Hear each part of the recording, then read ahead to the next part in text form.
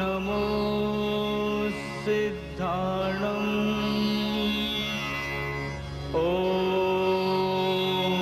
NaMo आयर्याणम्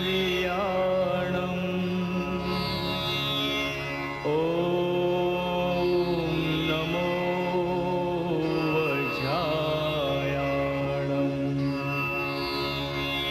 NaMo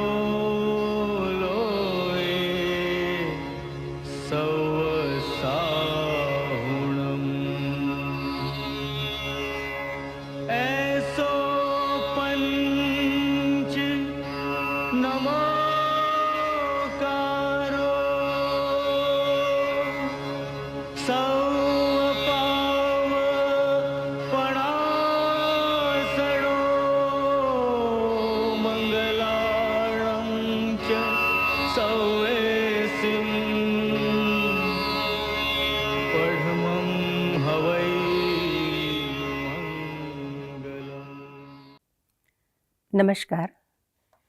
institute of જૈનોલોજીના ઉપક્રમે દર મહિનાના પહેલા શનિવારે યુટ્યુબ ઉપર પ્રસારિત થતા વ્યાખ્યાનોમાં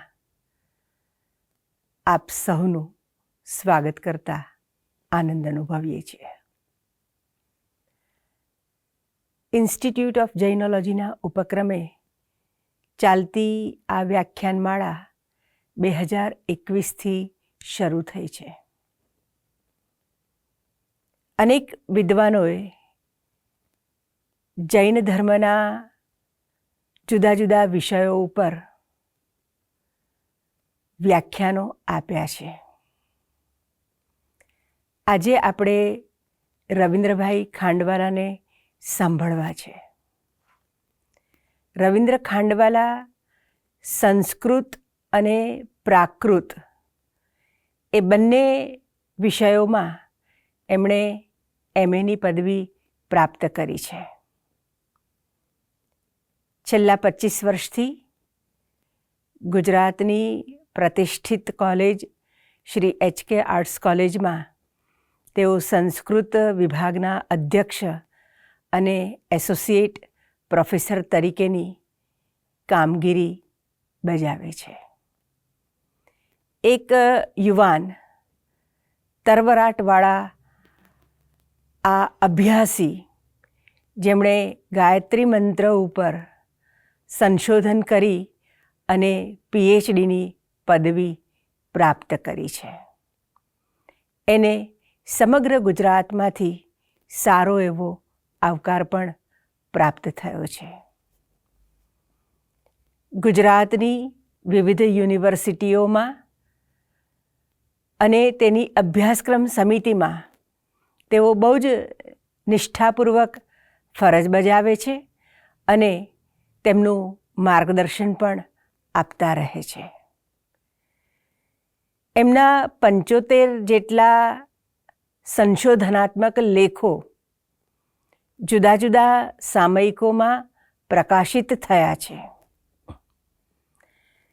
અનેક એવોર્ડથી તેઓ સન્માનિત પણ થયા છે, જેમાં સંસ્કૃત સાહિત્ય ગૌરવ પુરસ્કાર, શ્રી PN ભટ્ટ યુવા પ્રતિભા પુરસ્કાર, શ્રી હરિદાસ વિઠ્ઠલદાસ ગુકાણી સુવર્ણચંદ્રક, મહાકવિ સ્વયંભૂ award, Acharya બુદ્ધઘોષ award, Sanskrit Saraswat award, આવા અનેક એવોર્ડથી તેઓ સન્માનિત થયા છે. અનેક પુસ્તકો પણ તેમણે આપ્યા છે. સંસ્કૃતમાં સહજતાથી તેઓ પોતાનું વક્તવ્ય આપી શકે છે. માત્ર સંસ્કૃત અને પ્રાકૃત ભાષા જ નહીં, પુરાતત્વ હોય, મ્યુઝિયમનું માર્ગદર્શન પણ એમની પાસેથી આપણને મળે. PhDના વિદ્યાર્થીઓને પણ તેઓ માર્ગદર્શન આપી રહ્યા છે. બીજી અનેક સંસ્થાઓમાં પણ તેઓ કાર્યરત છે. આપણે રવિન્દ્રભાઈ ખાંડવાલા પાસેથી પ્રાકૃત ભાષા અને જૈન ધર્મ વિશે સાંભળીએ. નમસ્કાર. ઇન્સ્ટિટ્યૂટ ઓફ જૈનોલોજીના ઉપક્રમે પ્રતિમાસ શનિવારે પ્રસારિત થતી આ વ્યાખ્યાનમાળામાં આજે મને માન્ય શ્રી કુમારપાળ દેસાઈ સાહેબે વિષય આપ્યો છે પ્રાકૃત ભાષા અને જૈન ધર્મ. સર્વપ્રથમ આવી એક ઉમદા અને સમયની માંગ પ્રમાણેની શ્રેણીનું આયોજન ઇન્સ્ટિટ્યૂટ ઓફ જૈનોલોજી દ્વારા પ્રત્યેક માસે પહેલા શનિવારે પ્રસારિત કરવામાં આવે છે. એ માટે એના માર્ગદર્શક શ્રી નેમુભાઈ ચંદરિયા સાહેબ, ટ્રસ્ટી શ્રી માન્ય કુમારપાળ દેસાઈ સાહેબ, સાથે સાથે શ્રી અકભાઈ શેઠ, કૌશલભાઈ દેસાઈ અને ભારતીબેન મહેતા, આ સૌને વંદન કરીને એમનો આગોતરો આભાર માનીને આપણા વ્યાખ્યાનનો પ્રારંભ કરીએ છીએ. મિત્રો, પ્રાકૃત ભાષાની જ્યારે આપણે વાત આરંભીએ એ પૂર્વે મારે વાત કરવી છે ભારતની. વિશ્વગુરુ ભારત, સોને કી ચિડિયા ભારત, જ્યાં જ્ઞાન, વિજ્ઞાન, આચાર, વિચાર, અધ્યાત્મ, વ્યાપાર આદિ સર્વ ક્ષેત્રોની વિશેષજ્ઞતા જ નહીં, પરંતુ જ્યાં ઉચ્ચ સ્તરના તે ક્ષેત્રના કીર્તિવંત વ્યક્તિઓ બિરાજતા હતા. સુખ, સુવિધા, આનંદ, ઉત્સાહ, સામાજિક સમરસતા, ઉમંગ, ઉત્સવ, વૈભવ, સમૃદ્ધિ જ્યાં પદે પદે સહજ હતી, ભારતની સાંસ્કૃતિક ઊંચાઈઓને નિરખવા માટે મિત્રો દેશ વિદેશથી આવનારા યાત્રીઓનો મેળો જામતો એ આપણો આ સ્વર્ણિમ ભારત દેશ. અને આ ભારતના હજારો વર્ષ જૂના વૈભવ અને સાંસ્કૃતિક ધરોહરને સુરક્ષિત રાખવાનું મહનીય કાર્ય પ્રાકૃત ભાષાએ કર્યું છે. પ્રાકૃત ભાષાને એનો શ્રેય જાય છે. ભારતીય સાહિત્યના વિશાળ પર્વતનો પાયો મિત્રો જો કોઈ હોય તો એ છે પ્રાકૃત ભાષા. પ્રાકૃત ભાષા પ્રજા બોલતી, અનેક કવિઓ લખતા. પ્રાકૃત ભાષામાં નાયિકા અને નાયક પ્રેમાલાપ કરતા. પ્રાકૃત ભાષામાં માં પોતાના સંતાનોને લાડ લડાવતી. પ્રાકૃત ભાષામાં રાજકાજ, નીતિ, ન્યાય અને વેપાર થતા. પ્રાકૃત ભાષામાં અબૂધ શિષ્યને ગુરુ ભણાવીને સુયોગ્ય બનાવતા. પ્રાકૃત ભાષામાં ધર્મોપદેશોનું આદાન પ્રદાન થતું. નાના હોય કે મોટા, સાચો હોય કે ખોટો, સાધુ હોય કે ડાકુ, સૌનું મનોગત પ્રાકૃત ભાષામાં વ્યક્ત થતું. ભારતની પ્રાચીન મૂળ ભાષા તરીકે પ્રાકૃત ભાષાને આજે પણ સ્મરણ કરવામાં આવે છે. પ્રાકૃત ભાષા સર્વાધિક ભારતીય ભાષાઓની જનની પણ સિદ્ધ થઈ ચૂકી છે, એ આપણે ભૂલવું ના જોઈએ. અને એ પણ વૈજ્ઞાનિક અભિગમથી ભાષા વૈજ્ઞાનિકો દ્વારા એને આ માન્યતા પ્રાપ્ત થઈ છે. આ એ ભાષા હતી મિત્રો જેમાં જીવંતતા, પ્રવાહિતા હતી. પ્રગતિવાદી અને પ્રવાહપ્રિયા, સરળ અને સુબોધ, મનોહર અને આકર્ષક, આવી ભાષા હોવાને કારણે એનો આ ભાષાની જીવંતતા તરીકેનો, એની પ્રવાહિતા તરીકેનો દાવો એ પણ અનેક કવિઓએ કર્યો છે, ભાષા વિશારદોએ કર્યો છે, આચાર્ય ભગવંતોએ કર્યો છે, અને એ આપણે આગળ એના ઉદાહરણ સાથે વાત કરીશું. નદીના પ્રવાહ જેવી તરલતા, સરળતા અને પ્રવાહિતાને કારણે પ્રાકૃત વિકસતી રહી. એ તળાવ જેવી બંધિયાર, વાસી, દુર્ગંધ મારતી ન રહી, અને એટલે જ એ સૌની પ્રિય બની રહી. પ્રાકૃતમાં કેવળ સાહિત્યની વિપુલતા જ નહીં, પરંતુ સાહિત્યિક ઉદ્દેશોની પૂર્તિ અને ઉચ્ચ સ્તરીયતા પણ છે. પ્રાકૃત પૂજ્ય છે. પ્રાકૃત લખનાર પ્રણામ કરવા યોગ્ય છે, અને ત્યાં સુધી પ્રાકૃતને સમજનારને પણ પ્રશંસનીય ગણવામાં આવે છે. પ્રાકૃત ભાષામાં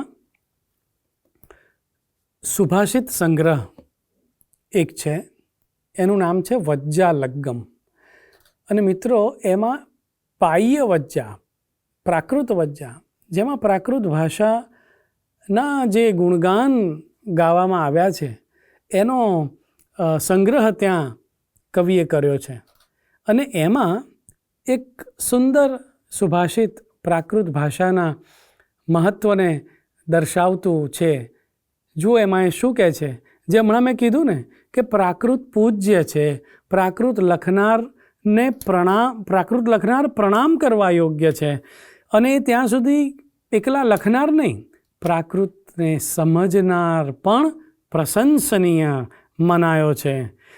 પાય્ય કૌવસ નમો, પાય્ય કૌવસ નમો, પાય્ય કૌવમ ચ નિમ્મિયમ જેણ, તાહમ ચિય પણમામો, પઢીઉણ જેવી જાણંતી.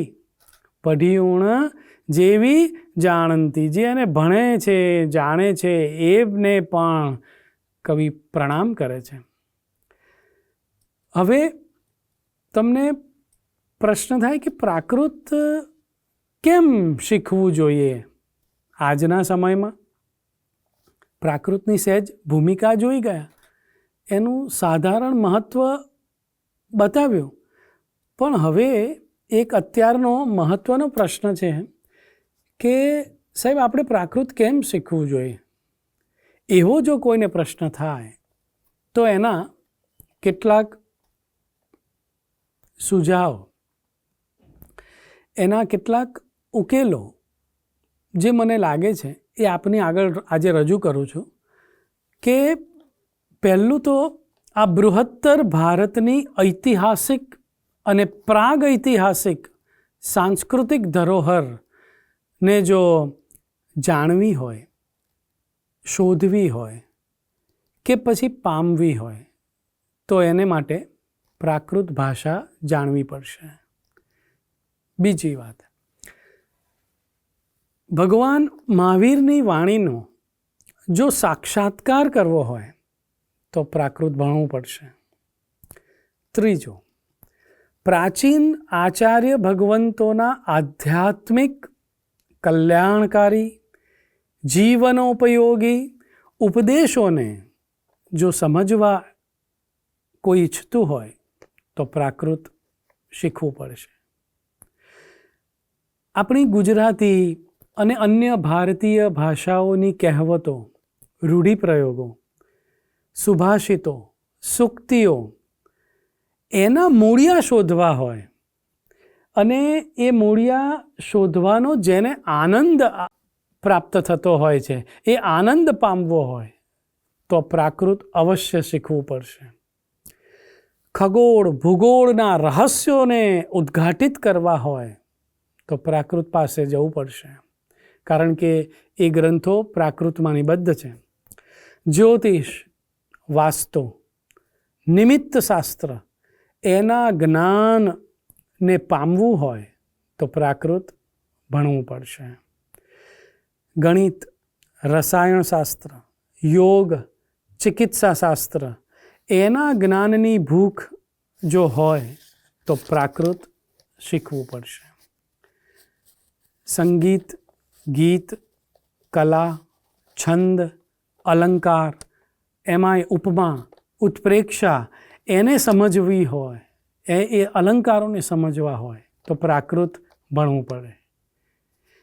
હવે આવો આપણી ભારતીય ભાષાઓ પર, હિન્દી, ગુજરાતી, બંગાળી, મરાઠી, આ ભારતીય ભાષાઓ, આવી 80% ભારતીય ભાષાઓના વિકાસની યાત્રાનું આકલન કાઢવું હોય તો પ્રાકૃત ભણવું પડશે.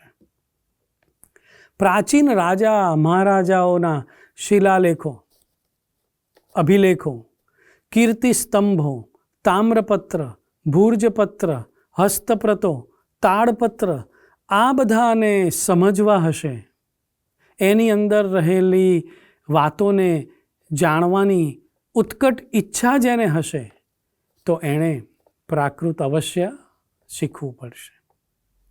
સ્વ અને પરના ઉપકાર, હિત અને કલ્યાણને માટે પણ પ્રાકૃત ભાષા ભણવી પડશે. મિત્રો, ભગવાન મહાવીર અને એમના બધા જ પરંપરાગત ઉપદેશક શિષ્યો, ગ્રંથકારો, આચાર્યગણ સૌ એ લોકતંત્રના સમર્થક હતા. એમણે લોકભાષાને પકડી, એમણે સર્વજનહિતને ધ્યાનમાં રાખ્યું અને એટલે જ શિષ્ટ મનાતી એવી સંસ્કૃત ભાષાને બાજુએ મૂકી અને લોકભાષા પ્રાકૃતને જ પોતાના ઉપદેશોની ભાષા બનાવી. આ કોઈ નાની સૂની વાત નથી. મિત્રો, આજે પણ સમસ્ત ધર્મગુરુ સ્થાનીય ભાષામાં જ તમે જુઓ પ્રવચન કરવું પસંદ કરે છે, કારણ કે એ સંપ્રેષણનું, કોમ્યુનિકેશનનું એક સશક્ત માધ્યમ છે. સંપ્રેષણ માટેનો પોતાના વિચારોને નાનામાં નાના માણસ સુધી પહોંચાડીને એને સરળ ભાષામાં પણ ગૂઢ તત્વજ્ઞાન આપવું હોય કે જીવનનું સત્ય સમજાવવું હોય તો માધ્યમ તો ભાષા જ છે. તો એ ભાષા એ પોતે જે સમજે છે એ ભાષામાં જો એને આ વાત કરવામાં આવે તો એ ચોક્કસપણે એનામાં બદલાવ, એનામાં પરિવર્તન આવે ને આવે જ. અને એટલે જ સંપ્રેષણનું તત્કાલીન સમયમાં પ્રાકૃત એ સશક્ત માધ્યમ હોવાને કારણે જૈન ધર્મગુરુઓએ, આચાર્ય ભગવંતોએ અને ભગવાન મહાવીરની પરિપાટીથી ચાલ્યા આવતા દરેક ઉપદેશકોએ પ્રાકૃતને પસંદ કરી. આથી સિદ્ધ થાય છે કે પ્રાકૃત ભાષા હજારો વર્ષ પૂર્વેથી જ સંપ્રેષણના એક શક્તિશાળી માધ્યમ તરીકે એ પ્રચલિત હતી અને રહી. મિત્રો, પ્રાકૃત એ કેવળ ભાષા જ નથી, પણ એ ભારતીય સંસ્કૃતિ છે. ભારતીય સંસ્કૃતિનો એક અભિન્ન અંગ છે. આપણે ત્યાં એક વારંવાર વાત કરવામાં આવે છે કે ભારત દેશ એ એની વિવિધતાઓ માટે જાણીતો છે, એના વૈવિધ્ય માટે જાણીતો છે, અનેકતામાં પણ એકતા માટે જાણીતો છે, વિવિધતામાં પણ એકરૂપતા માટે ભારત દેશ જાણીતો છે. અનેકાંત સ્યાદવાદ જેવો સ્વભાવ એ ભારતનો છે. કોઈ જૈન ધર્મનો પરિચય આપવાની વાત કરે તો મને આ ભારત દેશની એક જે વિશેષતા છે ને એને જ આપણે જો લોકો સમક્ષ મૂકી દઈએ તો આપણો અનેકાંતવાદ સ્યાદવાદનો સિદ્ધાંત છે એનું જીવતું જાગતું ઉદાહરણ જો કોઈ હોય તો એ ઉત્તરથી દક્ષિણ અને પૂર્વથી પશ્ચિમ સુધીની આપણી ભારતીય વૈવિધ્યમય સંસ્કૃતિ જોઈ લો એટલે અનેકાંતવાદ સ્વતઃ સિદ્ધ થઈ જશે. આ ભાષાના પ્રચલનથી જ સંભવ થયું છે કે આપણે અનેક બોલીઓ અનેક સંસ્કૃતિમાં રહેતા હોવા છતાં પણ ભાવાત્મક રીતે એક છે અને ભિન્ન ભિન્ન આપણા ઉચ્ચારણો, ભિન્ન ભિન્ન કથન શૈલીઓ એ આ પ્રાકૃત ભાષાની વિશેષતા છે. આપણે વાત આગળ જોઈશું કે પ્રાકૃત ભાષામાં ભિન્ન ભિન્ન ઉચ્ચારણો, ભિન્ન ભિન્ન એની કથન શૈલીઓ, વિવિધ વિકલ્પોના પ્રયોગો, આ બધાને કારણે અનેકતા હોવા છતાં પણ પરસ્પર અર્થબોધની દૃષ્ટિએ સમાનતા એ આ પ્રાકૃત ભાષાની એક બહુ જ મોટી વિશેષતા હું ગણું છું. બીજું, પ્રાકૃત એ આપણે એમ જોયું કે અભિવ્યક્તિનું સશક્ત સાધન છે. માત્ર એટલું જ નથી મિત્રો, પરંતુ એ મુક્તિનું પણ કારણ છે. કેવી રીતે?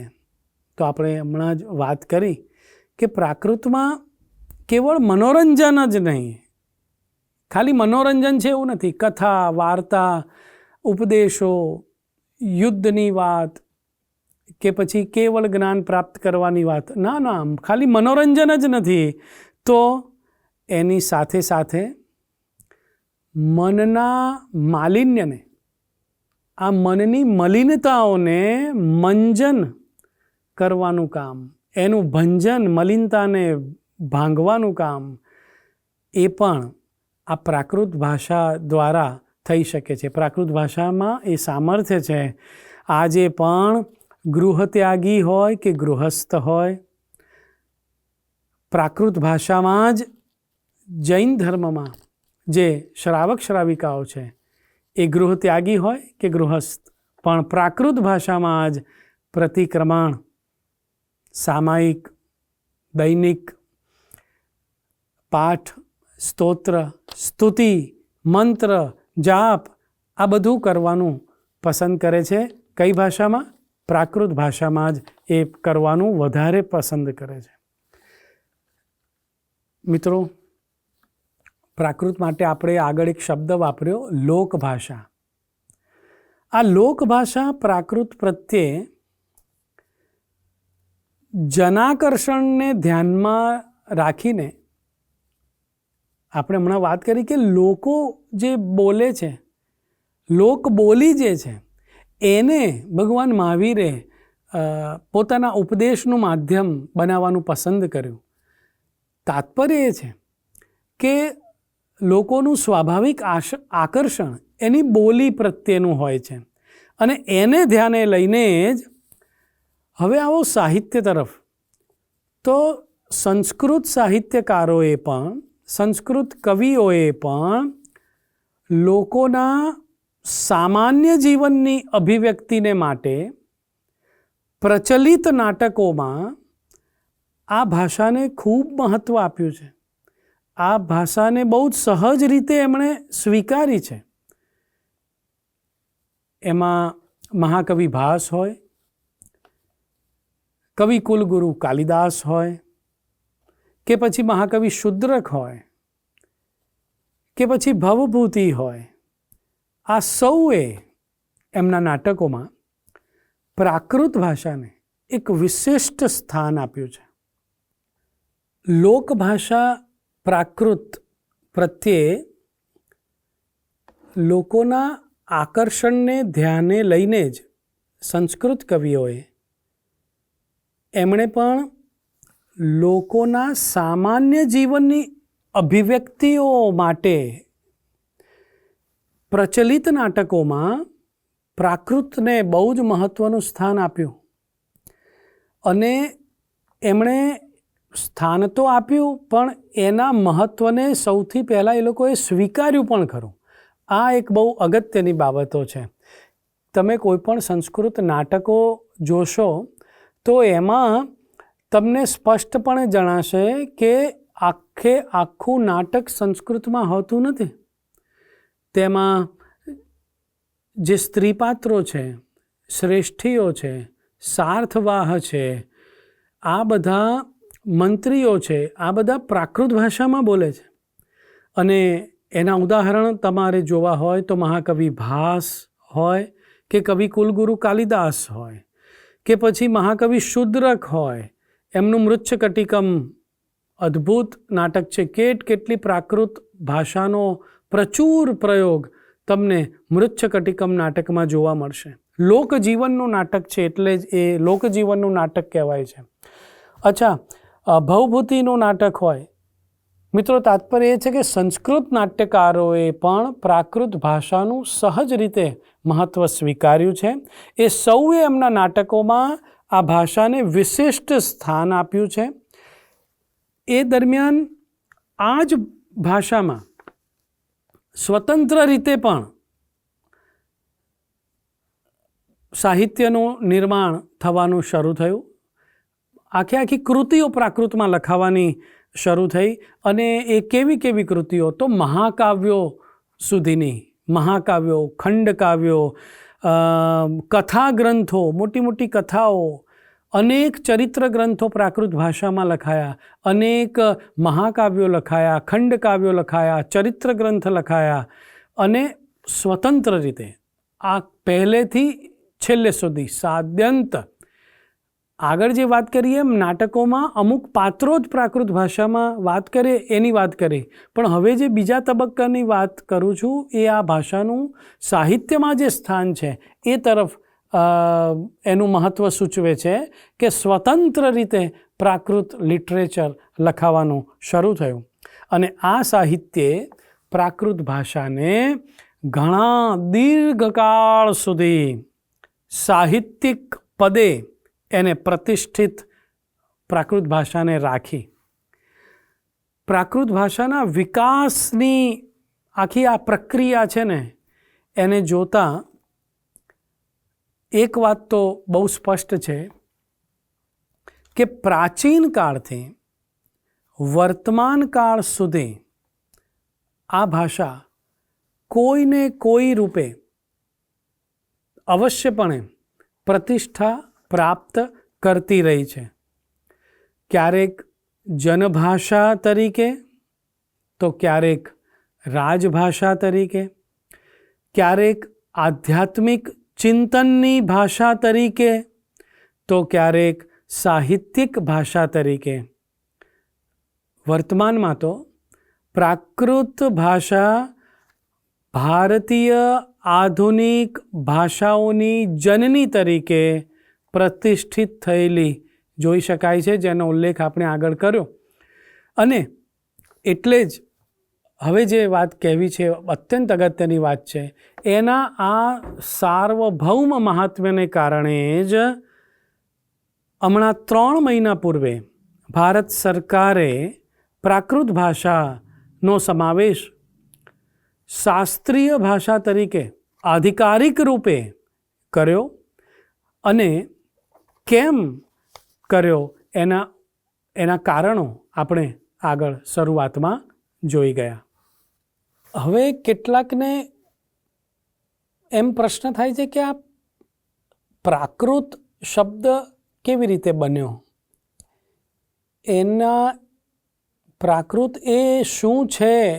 જનભાષા છે, જનસાધારણની ભાષા છે, એક ભાષાનું નામ છે, એવી તો ચર્ચા આપણે આગળ બધી જોઈ ગયા કે એમાં બહુ જ બધું સાહિત્ય લખાયું છે. ધર્મોપદેશની ભાષા રહી, ગણધરો એમને આ ભાષાને અપનાવી, એ ગણધરોએ આ જ ભાષામાં એના અર્થભાવને ઝીલ્યો અને સદુપદેશના ખજાના રૂપ જે આગમશાસ્ત્રની ભાષા તરીકે એ જાણીતી બની. પણ પ્રશ્ન એમ થાય કે આ પ્રાકૃત શબ્દનો અર્થ શું છે, એ શબ્દ બન્યો કેવી રીતે?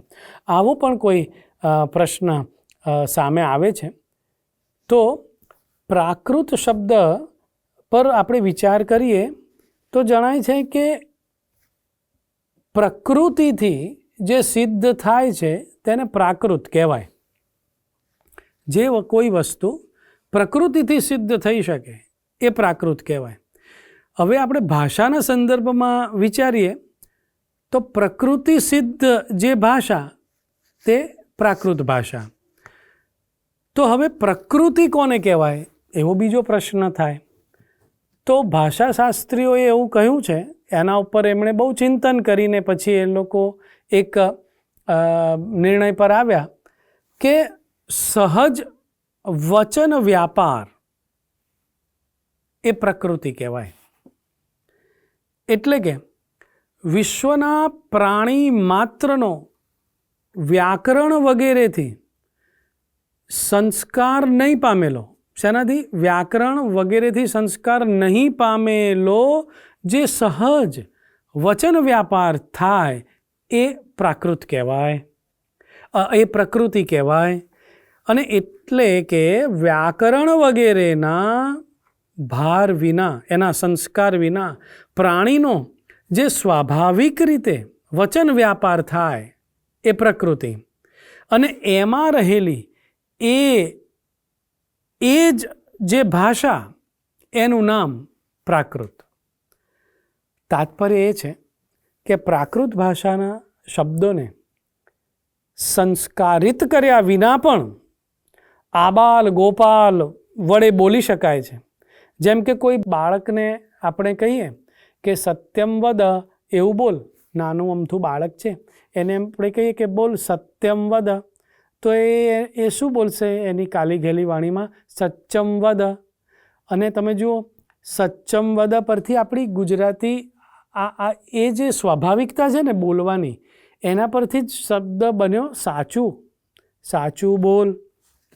તો એ સચ્ચમ વદ એ એનાથી સહજતાથી બોલાય છે, સત્યમ વદના બદલે. તો પ્રાકૃત શબ્દની વ્યુત્પત્તિ છે ને એ આમ તો વિદ્વાનોએ અનેક રીતે કરી છે, છતાં આપણે જે હમણાં અર્થ જોઈ ગયા એમાં પ્રાયઃ બધા વિદ્વાનો સહમત થાય છે. જો કે ક્યાંક પ્રકૃતિનો અર્થ સંસ્કૃત એવો પણ કરવામાં આવ્યો છે કે જે સંસ્કૃત એની પ્રકૃતિ હતી અને પ્રાકૃત છે એ એમાં ઉતરી, પ્રાકૃતમાં સંસ્કૃતમાંથી જે ઉતરી આવી તે પ્રાકૃત. આવો કેટલાક એવો પણ અભિપ્રાય આપે છે. રુદ્રટ કવિ એક થઈ ગયા અલંકાર શાસ્ત્રી, અને એમણે એક ગ્રંથ લખ્યો છે કાવ્યાલંકાર. એની ઉપર નમી સાધુ નામના વિદ્વાને વિક્રમ સંવત 1125માં એક ટિપ્પણ લખી અને એમાં પ્રાકૃત ભાષાની એમણે વ્યુત્પત્તિ આપી છે. બે રીતે એમણે આપી છે. એ કહે છે, એમાં એવું લખે છે કે સકલ જગત જંતુનામ વ્યાકરણાદિભીનાહત સંસ્કાર સહજો વચન વ્યાપાર પ્રકૃતિ તત્ર ભવમ સા એવ પ્રાકૃતમ. અર્થાત સકલ જગતના પ્રાણીઓનો વ્યાકરણ આદિ દ્વારા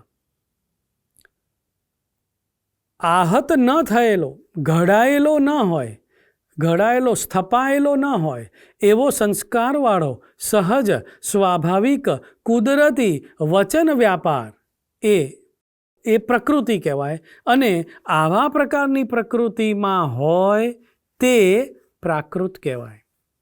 એક બીજી રીતે પણ એવું કહે છે કે એક વ્યુત્પત્તિ એમણે એવી આપી, આરીસ વયણે સિદ્ધમ દેવાણમ અદ્ધમાગહા વાણી. इत्यादि वचनात्वा प्राकृतम इति प्राकृतम अर्थात आर्ष वचનમાં સિદ્ધ દેવોની અર્ધમાગધી ભાષા હોય છે. આ બધા વચનને આધારે પ્રાક એટલે પૂર્વે કરેલું હોય તે પ્રાકૃત કહેવાય. અને આવી અન્ય પણ વ્યુત્પત્તિઓ મિત્રો પ્રાકૃત ભાષા માટે આપવામાં આવી છે. જેમ કે પ્રકૃત્યા સ્વભાવેન સિદ્ધમ પ્રાકૃતમ, અથવા તો પ્રકૃતિનામ સાધારણ જનાનામ ઇદમ પ્રાકૃતમ, અર્થાત સ્વભાવથી સિદ્ધ જે હોય તે પ્રાકૃત કહેવાય. અથવા પ્રકૃતિ એટલે સાધારણ જનસંબંધી જે હોય ભાષા તે પ્રાકૃત ભાષા કહેવાય. નમી સાધુએ એક સુંદર પ્રાકૃત ભાષા માટે એક સુંદર મંતવ્ય આપ્યું છે કે બાળકો, મહિલાઓ વગેરેને સુબોધ કરનારું સકળ ભાષાઓનું નિબંધનભૂત વચન તે પ્રાકૃત ભાષા છે. આથી જ રુદ્રટ નામના એક અલંકારિક થઈ ગયા. એમણે પ્રાકૃતનો પ્રથમ અને સંસ્કૃત વગેરેનો પછી નિર્દેશ કર્યો છે. મેઘે મૂકેલા પાણીની જેમ એક સ્વરૂપવાળું એ જ પ્રાકૃત વચન, એવું એ કહે છે. મિત્રો, હવે આપણે પ્રાકૃત ભાષા અને પ્રાકૃત કાવ્યમાં રહેલી કેટલીક વિશિષ્ટતાઓની વાત કરીએ. પ્રાકૃત ભાષા અને પ્રાકૃત કાવ્યમાં રહેલા પ્રકૃતિ મધુરતાના ગુણ ઉપર કવિઓ વારી ગયા છે. એની મૃદુતા, એની સરસતા, સરળતા, બાલાદી બોધકારિતા, મહિલા મનોવલ્લભતા, સર્વજન પ્રિયતા, આ બધા પ્રાકૃત ભાષાના સદ્ગુણો ગણાવાયા છે. અને આ સંબંધિત ગુણજ્ઞ, ગુણરાગી અનેક સજ્જનોએ જૈન અને જૈનેતર પ્રાચીન પ્રૌઢ કવિઓએ પોતાના હૃદયોદ્ગાર પ્રકાશિત કર્યા છે. એમાંના કેટલાક આપની સમક્ષ રજૂ કરું છું. શક સંવત 700 એટલે કે વિક્રમ સંવત 835માં રચાયેલી પ્રાકૃત કુવલય માલા કહા, એમાં દાક્ષિણ્ય ચિહ્ન સુરી એક મનુષ્યના મુખેથી સંસ્કૃતને બદલે પ્રાકૃત ભાષાની વિશેષતા બતાવતા કહે છે કે એ પ્રાકૃત તો સકળ કળાઓના સમૂહરૂપ, પાણીના કલ્લોલોથી ભરપૂર, લોકવૃત્તાંતોના મહાસાગર રૂપ, મહાપુરુષોના મુખમાંથી નીકળેલા અમૃત રસના બિંદુઓના સમૂહ રૂપ, સંઘટિત ક્રમવાળા વર્ણો અને પદોના વિવિધ રૂપોની રચનાથી શોભતું, સજ્જનના વચન જેવું, સુખેથી ગ્રહણ કરવા યોગ્ય એવું આ પ્રાકૃત છે. એ જ રીતે વિક્રમ સંવત 962માં ઉપમિતિ ભવ પ્રપંચા નામની એક વિસ્તૃત 16,000 શ્લોક પ્રમાણ ધરાવતી એક આધ્યાત્મિક કથા, એને સંસ્કૃત પ્રેમી વિદગ્ધોના સંતોષ માટે સંસ્કૃતમાં રચવા છતાં પ્રાકૃત ભાષાની વિશિષ્ટતાને પ્રતિપાદન કરતા સમર્થ વિદ્વાન સિદ્ધર્ષિએ ઉદ્ઘોષ કર્યો કે સંસ્કૃત અને પ્રાકૃત એ બંને ભાષાઓ પ્રાધાન્ય માટે યોગ્ય છે, પણ તેઓ લખે છે, બાલાનામ અપી સદબોધકારિણી કર્ણપેશલા તથાપી પ્રાકૃત ભાષા ન દેશામ અપી ભાષતે. અર્થાત બાળકોને અને બાળાઓને પણ સદબોધ કરનારી અને કાનને ગમે એવી હોવા છતાં પ્રાકૃત ભાષા એ અરસિકોને રૂચતી નથી. એટલે કે જે રસિકજન છે એને પ્રાકૃત ભાષા સિદ્ધર્ષિ ગણી કહે છે અવશ્ય રૂચે છે. 1000 વર્ષ પૂર્વે આવી જ રીતે એક થયેલા મહેશ્વર સુરી એમણે પંચમી મહાત્મ્ય નામના એક પ્રાચીન ગ્રંથમાં પ્રાકૃત ભાષામાં કાવ્યમાં રચતા તેઓ એક વાત કરે છે પ્રાકૃત ભાષા વિશે કે સામાન્ય બુદ્ધિવાળા મનુષ્યો સંસ્કૃત કાવ્યના અર્થને જાણતા નથી. તેથી સર્વજનો સાધારણ મનુષ્યો સ્ત્રીઓ બાળકોને પણ સુખેથી બોધ કરે એવું સહેલાઈથી સમજાય એવું મેં આ પ્રાકૃત રચ્યું છે. એમ કરી અને એમણે પ્રાકૃત ભાષાનું જે ગૌરવ કર્યું છે એમાં આગળ કહે છે કે પરોપકાર પરાયણ પુરુષે આ લોકમાં એ ભાષા બોલવી જોઈએ કે જે ભાષા વડે બાલ બાલા સર્વ કોઈને પણ વિશેષ બોધ થાય અને એટલે હું આ પ્રાકૃત ભાષામાં રચના કરી રહ્યો છું. પ્રાકૃત કાવ્યની મધુરતા વિશે વિક્રમની બીજી સદીમાં થયેલા મહારાજા કવિવત્સલ હાલ એમણે ગાથા સપ્તસતીના પ્રારંભમાં તેઓ લખે છે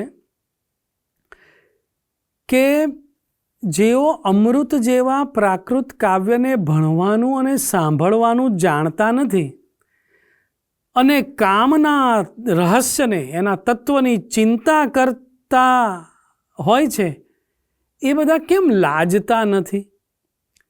તો આવી રીતે કવિ હાલે પ્રાકૃતનું મહાત્મ્ય કર્યું.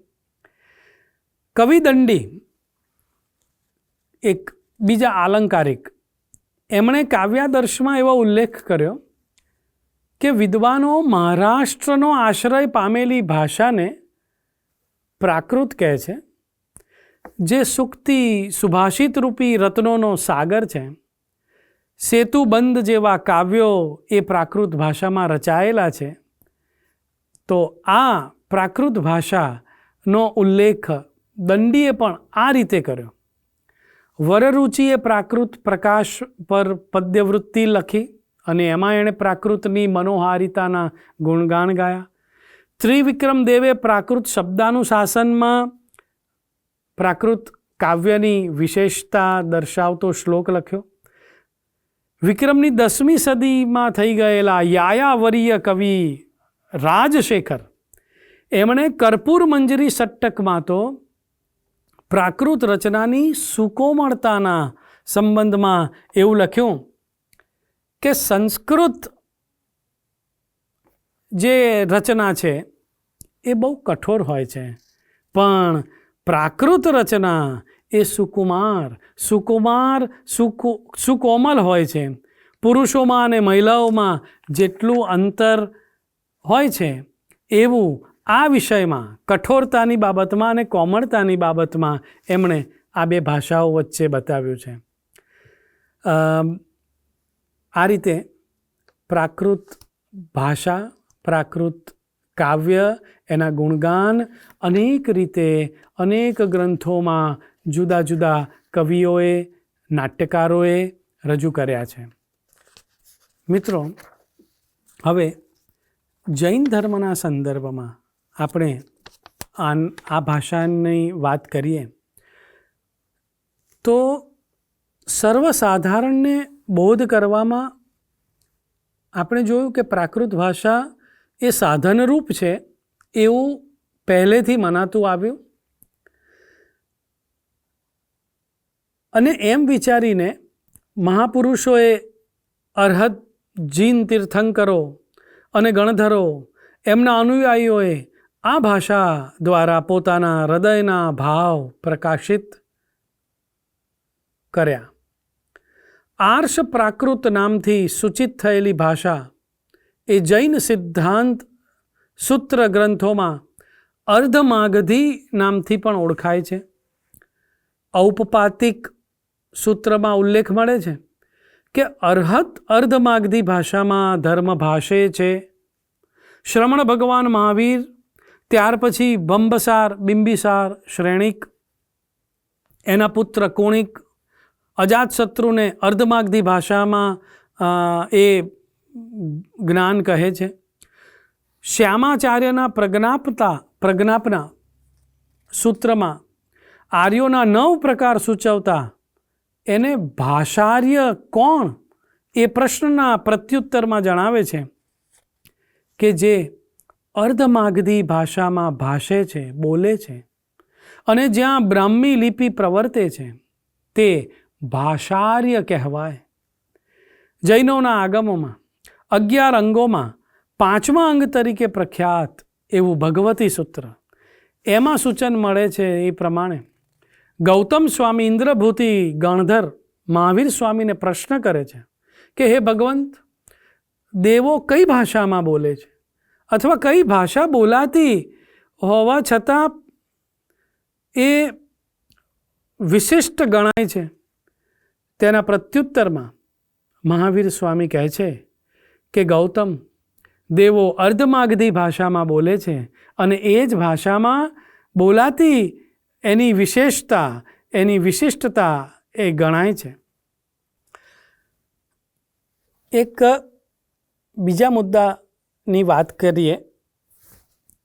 પ્રાકૃત ભાષા પ્રત્યે છે ને, રાજા મહારાજાઓને આપણે આગળ જેમ વાત કરી કે રાજા મહારાજાઓ વિશે જાણવું હોય તો પ્રાકૃત જાણવું પડે. એ કેમ? કારણ કે પ્રાકૃત ભાષા પ્રત્યે રાજાઓને અત્યંત પ્રેમ અને આદર હતો. વિક્રમની 10મી સદીના પ્રતિષ્ઠિત રાજકવિ રાજશેખરે કાવ્યમીમાંસામાં કરેલા એક ઉલ્લેખ પ્રમાણે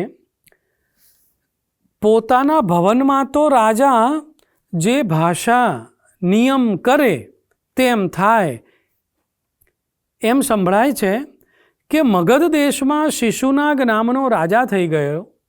એણે દુઃખે ઉચ્ચારી શકાય એવા 8 વર્ણોને, એટલે કે બહુ કષ્ટપૂર્વક ઉચ્ચારણ થઈ શકે એવા 8 વર્ણોને દૂર કરીને પોતાના અંતઃપુરમાં જ નિયમ પ્રવર્તાવ્યો હતો.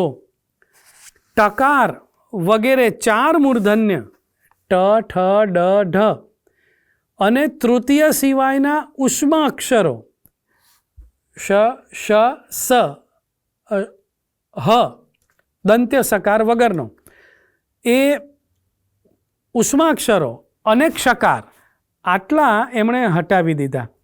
તો સંભળાય છે કે સૂરસેન દેશમાં કુવિંદ નામે રાજા થઈ ગયો. આ વર્ણન રાજશેખર કરે છે.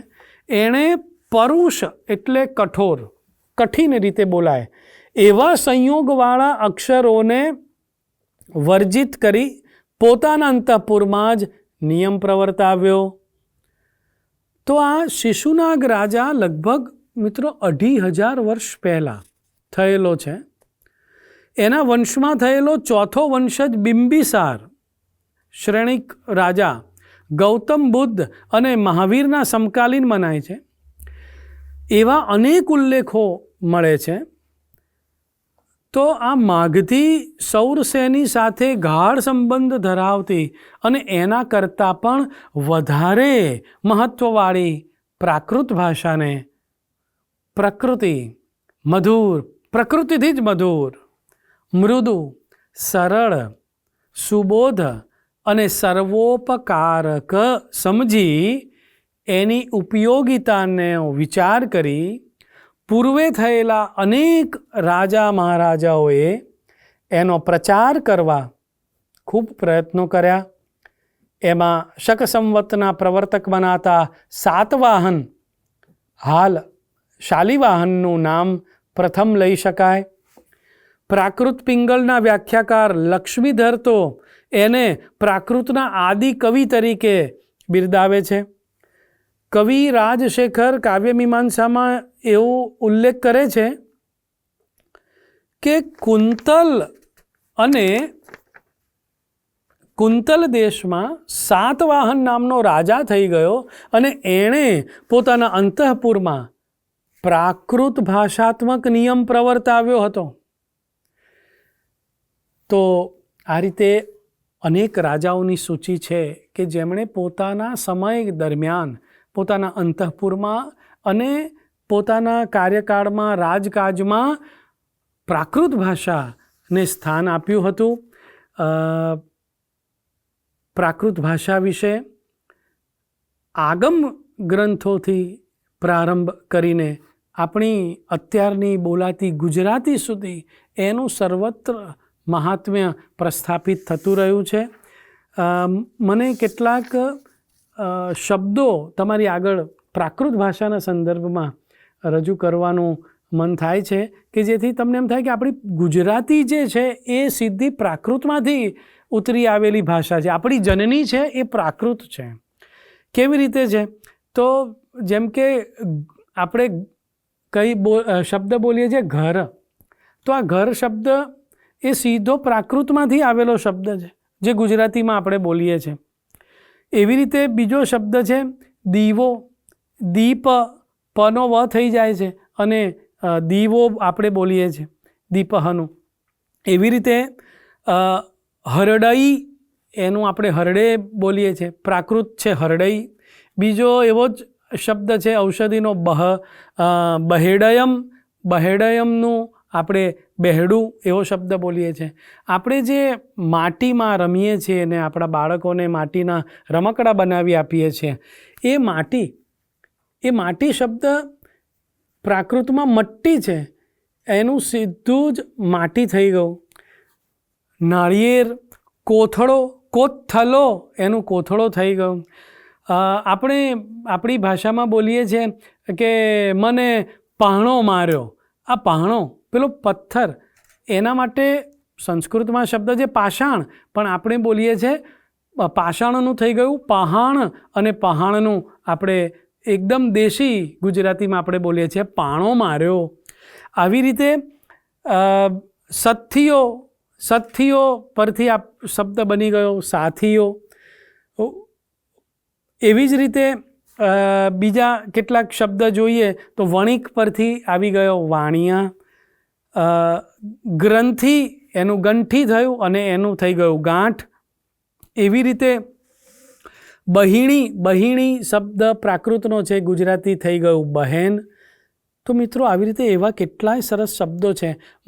મથ્થયમ સંસ્કૃતમાં છે મસ્તકમ, પ્રાકૃતમાં છે મથ્થયમ, અને જુઓ આપણા ગુજરાતીમાં આપણે બોલીએ છીએ માથું. હાથમાં આપણે આમ બંધ કરીએ એને આપણે કહીએ છીએ, સંસ્કૃતવાળા કહે છે મુષ્ટિ, પ્રાકૃત કહે છે મુઠ્ઠી, અને ગુજરાતીમાં એવું જ સીધું આવી જાય છે મુઠ્ઠી. તો તાત્પર્ય એ છે કે પ્રાકૃત ભાષા એ સરળ ભાષા છે, કઠિન ભાષા નથી. એક સમયમાં જે જનભાષા હતી, એક સમયમાં જે જનસામાન્યની ભાષા હતી, જે ભાષામાં ભગવાન મહાવીરે મનુષ્યના કલ્યાણને માટે થઈને જે બોધ આપ્યો, કલ્યાણપ્રદ ઉપદેશો આપ્યા, એ ભાષા, એ આગમ ગ્રંથોની ભાષાને આજે સમય આવી ગયો છે કે આપણે એના તરફ જઈએ. એ પોતાની અંદર રહેલા બધા રહસ્યોને ઉદ્ઘાટિત કરવા તત્પર છે, રાહ જોઈ રહ્યા છે. પ્રાકૃત ભાષા રાહ જોઈ રહી છે એના જિજ્ઞાસુઓની. વક્તવ્યના અંતે હું એટલું જ કહીશ મિત્રો કે પ્રાકૃત ભાષા એ આપણા આધ્યાત્મિક જ્ઞાનની પૂંજી છે. આ ભાષા આપણા પ્રાચીન ભારતીય સંસ્કૃતિની અમૂલ્ય ધરોહર છે. હંમેશા એટલું યાદ રાખવું ઘટે કે કોઈ પણ સંસ્કૃતિ ભાષાને આધારે જીવંત રહે છે અને એના ઉદાહરણો પણ છે કે એની ભાષાને આધારે જ સંસ્કૃતિ ટકી રહી છે. પ્રાકૃત ભાષાને ભૂલવી કે ભૂલાવી દેવી એટલે શ્રમણ સંસ્કૃતિને ભૂલાવવા સમાન વાત થઈ કહેવાય. માટે પ્રાકૃત ભાષાને જનસામાન્યને માટે ગ્રાહ્ય બનાવીને આપણે તીર્થંકર પ્રણીત શ્રમણ સંસ્કૃતિને જીવતી રાખી શકીશું અને એમાં આપણા તરફથી જે કોઈ પણ યોગદાન થઈ શકે એ યોગદાન આપણે કરતા રહીશું તો ચોક્કસપણે ભગવાન મહાવીરે ઉદ્બોધેલી આ ભાષાને સાચું તર્પણ કરેલું ગણાશે. નમસ્કાર. પ્રાકૃત ભાષાના ઉદ્ભવથી શરૂ કરીને અપભ્રંશ અને જૈન ધર્મ, પ્રાકૃત ભાષામાં રચાયેલું સાહિત્ય, સંસ્કૃતના મહાન સર્જકોની વાત ખાંડવાલાએ આજે આપણને સરસ રીતે કરી આપી છે. એમના આ વ્યાખ્યાન ઉપરથી જ લાગે કે તેઓ એક ઊંડા સંશોધક અને અભ્યાસી છે. અમારા નિમંત્રણનો સ્વીકાર કરી અને ખાંડવાલા સાહેબ આવ્યા. આ તબક્કે એમનો આભાર અને આનંદ બંને પ્રગટ કરું છું. મારે વાત ખાસ આજે એ કરવી છે કે આ કંઈ પણ કાર્ય અમે જે કરી રહ્યા છીએ એમાં અમને સતત નેમુભાઈનું માર્ગદર્શન મળતું રહે છે. કુમારપાળ દેસાઈ સાહેબ, શ્રીયકભાઈ શેઠ અને અમારા અન્ય ટ્રસ્ટીઓ અમને આ કાર્ય કરવા માટેનું પ્રોત્સાહન પૂરું પાડે છે. રવિન્દ્ર ખાંડવાલાનો પુનઃ આભાર માનું છું.